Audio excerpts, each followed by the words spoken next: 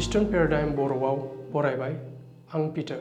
चिरां जिल्ला खुंथायनि बानजायनायाव चिरां जिल्ला रुनिखाता फरेस्ट रेन्जनि सिङाव थानाय भारत-भुटान सिमा ओनसोलाव आयेन बेरेखायै हाग्रा सिफायनाय, दंफां दानना हाग्रा फोजोबस्रांनायखौ नायबिजिरनाया जागायबाय।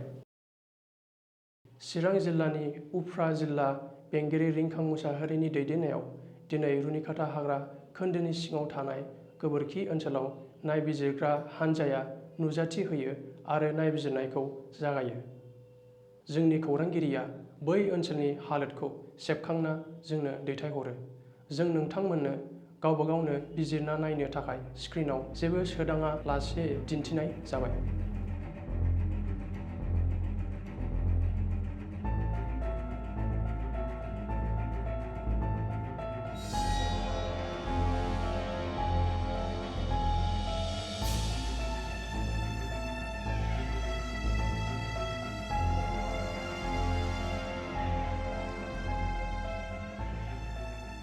ओनसोलनि सांग्रां सुबुंफ्रा जोंनो फोरमायहरो दि बेबायदि सोलिबाय थायोब्ला चिरां रिफु हाग्रामाया थाबैनो गोमालांसिगोन।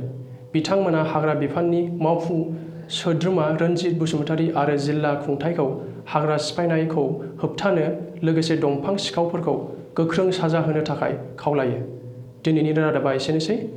आबुं आरो थार रादाबनि थाखाय जोंनि चेनेलखौ लाइक, शेयार आरो साबस्क्राइब खालाम।